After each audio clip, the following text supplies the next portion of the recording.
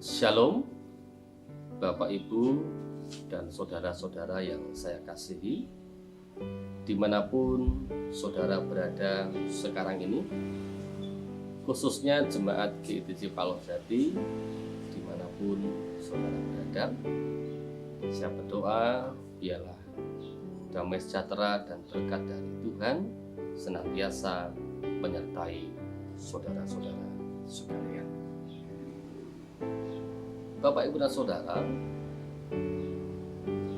menurut saya saat sekarang ini hubungan sosial antar individu mengalami kemerosotan. Saya sering melihat dan merasakan contoh-contoh yang sederhana saja. Walaupun secara fisik kita duduk bersama, baik dengan keluarga, dengan teman, dengan sahabat, namun kadang-kadang kita melihat seperti mereka itu orang yang saling tidak mengenal satu dengan yang lain. Kalaupun berbicara, paling hanya sesekali berbicara, itu pun hanya hal-hal yang penting. Karena mata dan pikiran mereka hanya tertuju pada handphone atau Android, ada yang WA, ada yang Facebookan, dan lain sebagainya.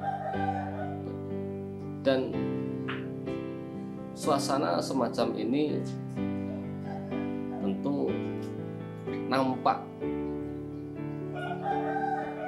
ketidakharmonisan hubungan yang kurang begitu baik, karena mereka hanya hidup di alam mereka sendiri masing-masing. Dan kalau saya bandingkan tempo dulu, bagaimana orang menggerakkan masyarakat, baik untuk kerja bakti bangun jalan, baik kerja bakti bangun rumah, itu begitu mudah. Dan mereka bisa berbincang dengan enak, bisa tertawa bersama. Tapi sekarang menurut pengamatan saya sudah begitu mengalami pergeseran, ya. Apalagi di saat orang sibuk karena pekerjaannya, kadang-kadang juga sampai lupa saudaranya, tetangganya yang sebenarnya sedang mengalami kesusahan. Mendengar, tahu, tapi tidak memperhatikan.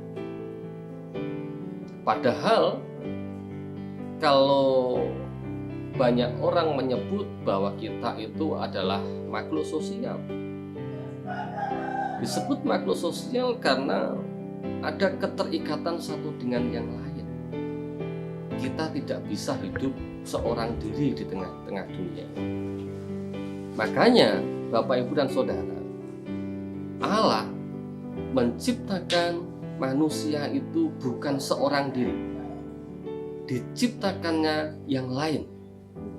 Tujuannya apa? Tujuannya untuk menjadi penolong, ya. Mengapa demikian? Karena ada masanya orang itu mengalami kesulitan-kesulitan dalam kehidupannya. Jadi perjalanan hidup tidak selalu berjalan mulus. Kadang-kadang ada masalah, ada persoalan yang itu membutuhkan dukungan, yang membutuhkan orang lain untuk membantu dan menolong kita.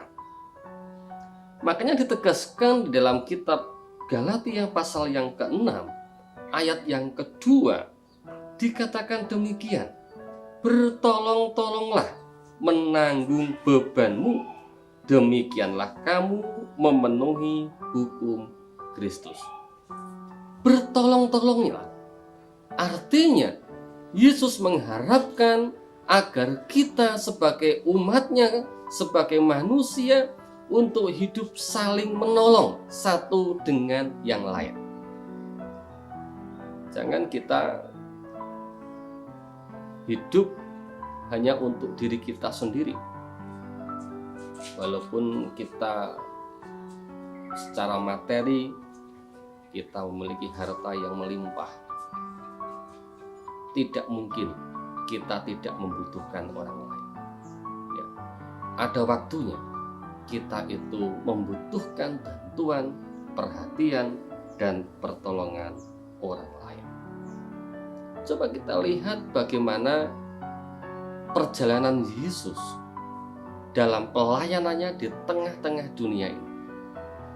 Satu hal yang Yesus lakukan ialah bagaimana Yesus bekerja dengan maksimal menolong orang-orang yang mengalami kekurangan, menolong orang-orang yang sakit, orang-orang yang tersisihkan di tengah-tengah masyarakat, mengangkat mereka yang dicap tidak baik oleh masyarakat dan memberikan tempat yang terhormat bagi orang-orang yang miskin dan menderita. Yesus di dalam pelayanannya tengah-tengah dunia ini selalu memperhatikan orang-orang yang ada di sekitarnya. Ketika 5.000 orang mendengarkan firman-Nya, Tuhan tahu mereka kelaparan. Lalu bagaimana Yesus mengadakan satu mukjizat yang besar saat itu, memberi makan mereka. Ya.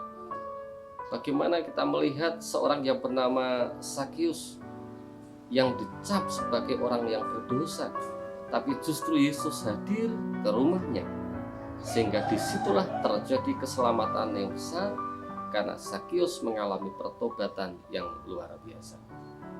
Dan masih banyak cerita tentang Yesus yang sangat memperhatikan orang-orang yang ada di sekitarnya. Dalam konteks gereja yang mula-mula, kita juga melihat bagaimana kehidupan mereka saling menopang, saling membantu satu dengan yang lain. Kalau kita melihat dan membaca dalam Kisah Para Rasul pasal yang kedua, kita akan tahu bahkan mereka sampai menjual miliknya, hartanya, tanahnya, dan dibagi kepada orang-orang yang membutuhkan dan orang-orang yang tidak punya. Makanya saat sekarang ini kita sebagai orang-orang yang percaya khususnya, jangan kita menjadi orang yang egois, orang yang hidup hanya untuk diri kita sendiri. Kita boleh sibuk oleh karena pekerjaan kita, tapi hati kita harus pekat dengan orang-orang yang ada di sekitar kita, seperti Yesus yang peka terhadap orang-orang yang ada di sekitar. Membantu ketika orang-orang di sekitar kita membutuhkan pertolongan kita. Apapun yang bisa kita berikan, maka berikanlah itu. Kalau kita tidak bisa memberikan materi untuk membantu orang lain, setidaknya apa yang kita bisa berdoa untuk orang tersebut, orang yang sakit misalnya, orang yang mengalami kesusahan misalnya, atau setidaknya kita memberikan dukungan moral. Kita hadir sama-sama dengan dia, memberikan semangat, bukan sebaliknya. Ketika ada orang yang kena musibah, justru kadang itu kita senang menghujat, kita senang menghakimi sesama kita. Sudah menderita, ditambah beban dari perkataan kita, atau hal-hal yang kita lakukan. Sebaliknya, kita perlu memberikan dukungan moral kepada mereka. Nah, kalau kita melihat di dalam ayat yang ke-9, di sini juga dikatakan demikian. Janganlah kita jemu-jemu berbuat baik. Apabila sudah waktunya, kita akan menuai jika kita tidak menjadi lemah. Tidak jemu-jemu berbuat baik, menolong orang yang kesusahan, itu adalah bagian dari kebaikan yang mesti harus kita lakukan dalam kehidupan kita. Ingat, siapa yang menabur kebaikan, pada saatnya itu akan menuai kebaikan juga. Ya. Jadi jangan jemu-jemu melakukan sesuatu yang baik untuk orang lain, khususnya bagi mereka yang ada dalam kesusahan dan penderitaan. Sedangkan ayat yang ke-10 dikatakan demikian. Karena itu, selama masih ada kesempatan bagi kita, marilah kita berbuat baik kepada semua orang, tetapi terutama kepada kawan-kawan kita seiman. Ya, berbuat baik kepada semua orang, terutama kepada kawan-kawan seiman. Nah, dalam konteks ini dikatakan mumpung masih ada kesempatan. Itu artinya hidup yang Tuhan berikan pada kita, itu adalah kesempatan bagi kita untuk berbuat baik, untuk menolong orang lain, untuk membantu orang lain. Jangan kita menjadi orang yang egois.